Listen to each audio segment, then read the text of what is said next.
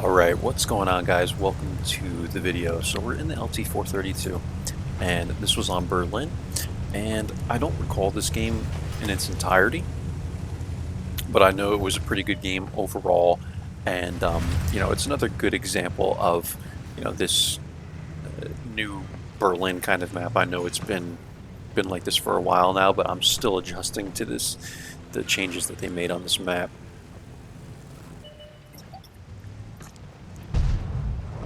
So yeah, coming to the south, and I like poking up this near this little bunker here, and the reason for it is because you can stay safe mostly from like immediate TDs that are going to pull up like in here and stuff like that, and you can usually spot people that are coming across better than you can if you try and risk it and come up to like here. I just feel like this is a better area because you're a little more safe, in my opinion, just like with the way this thing is made over here. So I like to do that rather than come up to the bush. In the LT-432, like if I was in the even 90, I would probably be in here somewhere, not where he is, but like over here, because you can see he gets YOLO by the T-92, and yeah, that's the end of him. So what I'm going to do here is I am trying to poke on people because I know that this tank can stay hull down pretty well. This thing is a very good tier 8 tank. It pretty much plays like the T-54 lightweight, at tier 8 rather than tier 9 because of the turret armor that it has, and its ability to bounce shots pretty decently, actually. I mean, the armor is not great, it's just the angling, I think, on the front plate of this tank, and the turret is so small and stuff, and it's just hard for people to get shots into you if you angle and poke correctly to only expose like the very tip of your turret and stuff. So I'm looking for these shots, and they're just not really coming. I know that this guy is still sitting here, and you can tell that like the T-44 keeps like blind firing him and stuff. So this gets a little boring. I'm going to kind of fast forward through it a little bit until you see me make the decision to come up to basically perma-spot the Astron, but also to get shots at the Pantera, because I know the Pantera is sitting here, and I know that I can make this work by kind of, getting onto this ridge line. There's just no way this guy is going to stay safe from me. It might be a little risky for me to do this, given the fact that the T-92 is in here, but I don't think he would poke because there's other people here that would get shots into him. So I'm basically tearing apart this Pantera. He gets one into my track, and quickly I am going to try and get this team to push the south side of this map, because if you're paying attention to the north, you can tell Pantera does get a shot into me there. You can tell, and all these guys are still trying to get shots, and there's like three people right all in this area, and the Karn is back here. I have Panther, T-69, T-44, Lancin. You can see how many people we have down here, and then you can see 1, 2, 3, 4, 5, at least like 6 enemies up here. And I know that basically we're going to win the south, they're going to win the north. So I finally kill the Pantera by blind firing him, and now I'm going to advance, and while I'm advancing, I'm going for the Astron, then I'm going to come down.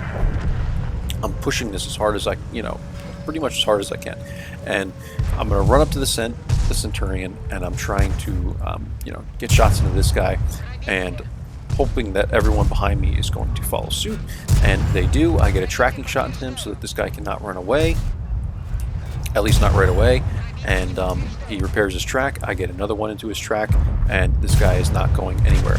So he's dead, and now I'm going to, I remember putting into the chat, all right, let's go, let's go, let's go. Like, I'm trying to get everybody to follow me, because if you're looking, like, you can see this whole thing is already broken down. So I'm gonna, draw the attention of the Progetto.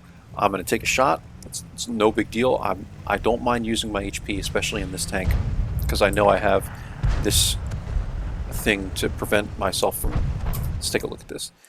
Engine is protected. The fuel tanks are protected from fire. The ammo rack is protected from detonation. And this tank lights on fire a lot, so you get basically like a gimme. You get like an extra being lit on fire scenario, because it prevents that from happening once.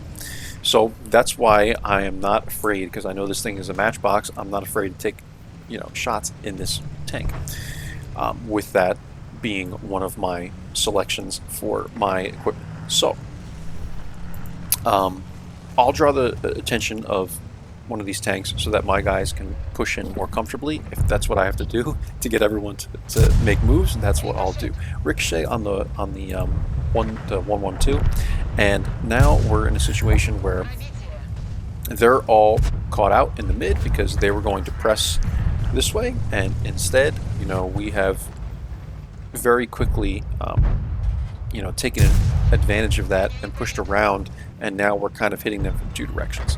So this is why, I don't like playing heavies. They're too slow. I got a shot into the AMX there, but I'm sure the T-44 would have had him if I didn't. I don't like playing heavies. They're too slow. You get caught out in these weird positions. And this is mediums versus heavies. That's all it is. There's just more speed on our team, better positioning because of that. And that's how we were able to win this game, guys. It's a rather quick game, but I thought it was very good to show you why flanking is so effective and why faster tanks oftentimes are better in situations like this.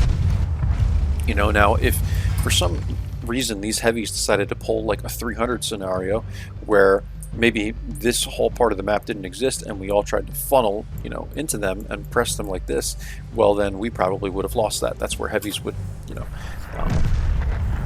have a better advantage because they can use their armor and angle and work together and all that.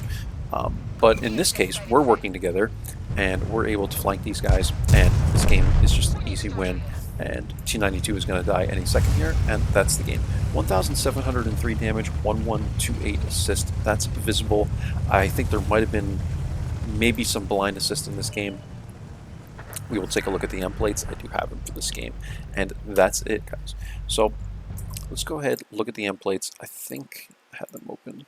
So we did 1,167 spotting, 1,719 damage. Was that the end? So there it looks like there was a little bit of blind, maybe a blind shot, and also a little bit of blind spotting. So that was the total score right there. We will take a look at this.